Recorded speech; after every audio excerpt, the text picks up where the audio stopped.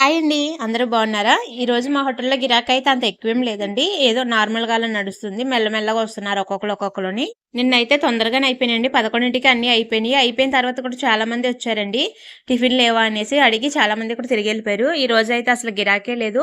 ఇప్పుడు టైం 11 అవుతుంది కానీ ఇంకా పూరి పిండి ఉంది. ఇంకా ఇప్పుడు యేసుకున్న ఇడ్లీ కూడా ఉందండి. ఇవన్నీ కూడా అయ్యేసరికి ఏ టైం అవుతదో ఏంటో.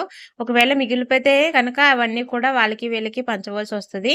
ఒక్కొక్కసారి అలాగ అవుతూ ఉంటుందండి. ఎప్పుడు కూడా ఒకేలా ఉండదు గిరాకీ. ఒకరోజు బావుంటే ఒకరోజు బాగోదు. నిన్నైతే చాలా మటుకు తొందరగానే అయిపోయినాయండి. అయిపోయిన తర్వాత కూడా చాలా మందొచ్చారని చెప్పాను గదా! ఈరోజైతే చాలా మిగిలిపోయేలాగానే ఉన్నాయి. పూరి పిండి మిగిలిపోతే ఏం కాదులెండి. పూరి పిండి మిగిలిపోతే సాయంత్రం మేము చపాతీలైనా చేసుకుంటామండి. లేతే ఎవరికిచ్చినా సరే చపాతీలు ఏవోటి చేసుకుంటారు.